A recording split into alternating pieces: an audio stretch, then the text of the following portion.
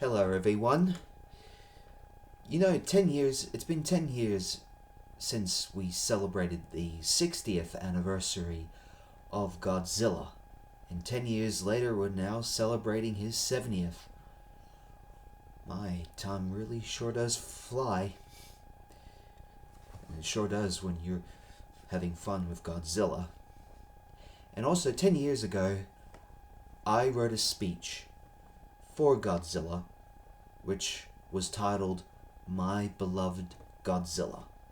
And this year, it's been 10 years since I've wrote the speech, and I'm also in the progress of making another speech for Godzilla, which I've told you early on in another post. But for this video, I wanted to take the opportunity to share my 60th anniversary speech with you. And so here it is, titled My Beloved Godzilla.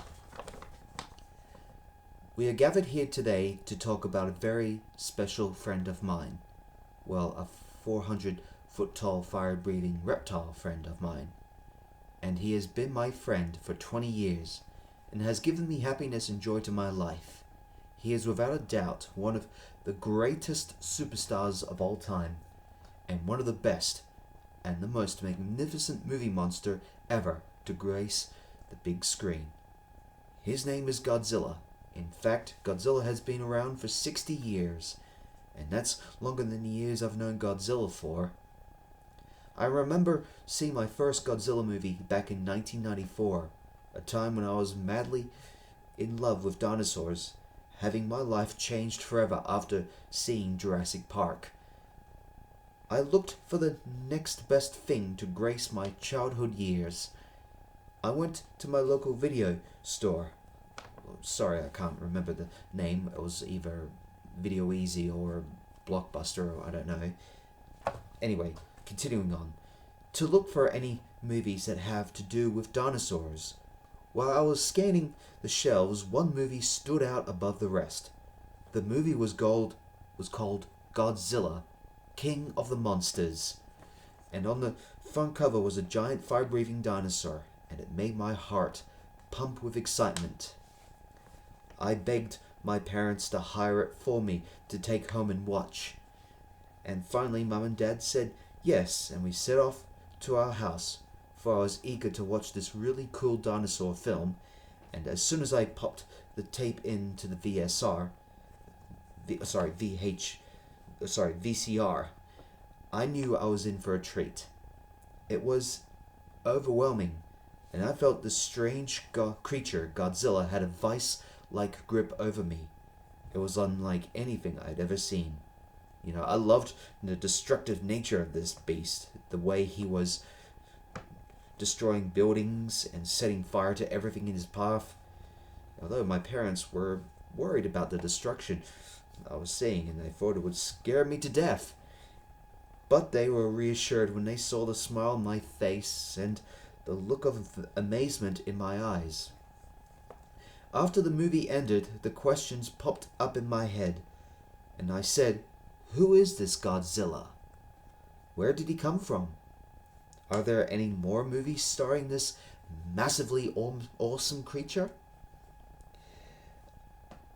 Well, it turns out that Japan made these fantastic Godzilla movies long before I was born.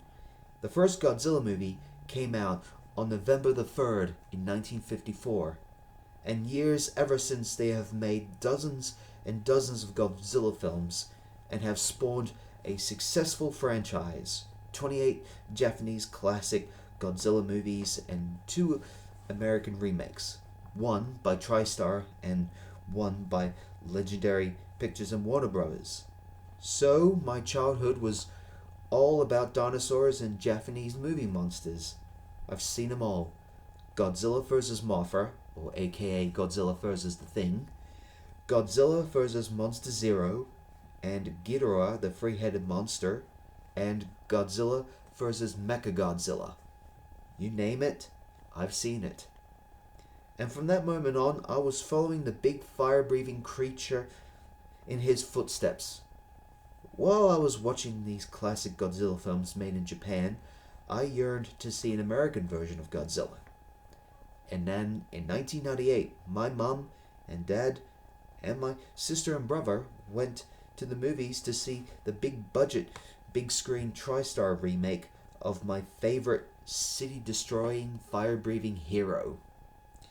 I loved it. It was the Godzilla movie of my dreams. I loved how Godzilla destroyed New York and witnessing Godzilla fight the military and seeing the baby Godzillas chasing the humans in Madison Square Garden, and even cried when the innocent Godzilla was killed by the military. Although I loved the movie at that time, but what I did not realize that the film received negative reviews from not only film critics but from the die-hard fans of Godzilla who shunned and hated the 1998 TriStar remake and were extremely disappointed by how different the Godzilla they grew up with has changed. But years after it was released, I still love the... Just let me... Hang on, sorry. Stuck together, hang on.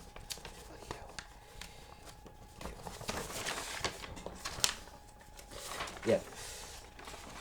I still love the 1998 Godzilla movie with all my heart, even if the TriStar Godzilla was different to the Japanese Godzilla that I grew up with. I fell in love with this awesome creature, and I knew that our hearts and paths have intertwined ever since the day we met, and we were going to be best friends forever. I grew up with Godzilla more so than any other movie monster. You see, Godzilla has always been my favorite, and my movie monster of choice. I've seen other movie monsters, but none of them captured my heart, and none made such an everlasting impact on my life. Godzilla was not only the king of the monsters, and not only a monster of destruction, and in some of his films a powerful superhero. Godzilla is part of my life and part of my family. I cannot imagine a life without Godzilla. Godzilla is the greatest thing since the discovery of the dinosaurs. Also, Godzilla is more than a pop culture icon. He is also a metaphor of the nuclear bomb. What surprised me was that the original classic 1954 monster movie, Gojira, had a really powerful anti-nuclear message about the horrors of the nuclear bomb tests, especially the bombing of Nagasaki and Hiroshima, and that really made me shiver. I mean, what if, with all these atomic bomb testings and us abusing nature, what if something that represents the wrath of nature, something that was sent to punish mankind, that creature that represents the wrath of nature and our punishment, was none other than Godzilla. The 1954 Godzilla movie was really thought-provoking and a very powerful film that was not only a monster movie, but have Godzilla presented as the metaphor of the atomic bomb. Godzilla is literally an awe-inspiring creature. I have never met such a powerful, majestic movie monster quite like Godzilla. If you truly understood the history of Godzilla, then you'd get a pretty good idea of how Godzilla has endured for 60 years and has touched a lot of people's hearts and made such an astounding impact on the lives of millions and millions across the globe. I'm so happy of how far Godzilla has come. Godzilla may be made in Japan, but Godzilla belongs to everybody on the planet. And that is a special thing. Godzilla's been everywhere. He starred not only in movies, he's been in TV shows, video games, comic books, and a great deal of merchandise like toys, models, t-shirts, and everything.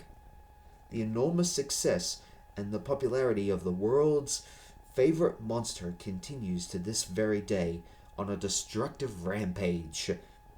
And everyone on the globe, no matter which country or what nationality or what gender or age they are, they love Godzilla.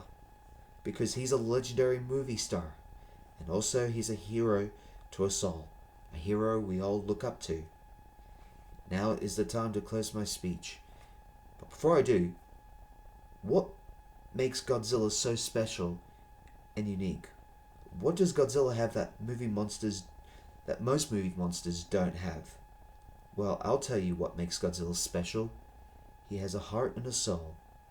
You see, I always saw Godzilla as not just a hero, but a mentor who taught me lots of lessons in life, such as standing up to yourself and working together as a team, and more importantly, looking after the planet.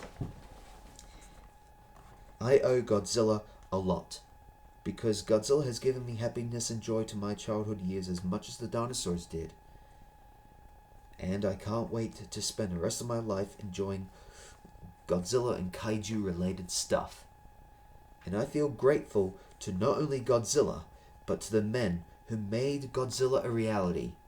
And their names are Tomoyuki Tanaka, the executive producer, Eiji Tsuburaya, the special effects director, Ishiro Honda, the film director of the 1954 Godzilla film and many others, and Akira Ifukube, the music composer who gave not only Godzilla's theme song, but also gave Godzilla his roar. These are the men responsible for the creation of Godzilla. And if they are here alive today, I just want to say thank you, or as they say in Japanese, domo arigato. Thank you, Godzilla, for all the great times we've had. And I'll always remember the great memories. I'll never forget you. I love you very much, and I wish you a happy 60th birthday, big guy. You're one awesome dude. Hail to the king, baby. Or, as Charles Dance's character in the 2019 Godzilla King of the Monsters film would say, long live the king. And that was my speech. My Beloved Godzilla, which I made 10 years ago, written 10 years ago, and I'm proud of how it turned out. Well, that's all for today, and I hope you all continue to enjoy Godzilla's 70th anniversary. And there will be more Godzilla-related topics yet to come. Thank you all, and have a good day.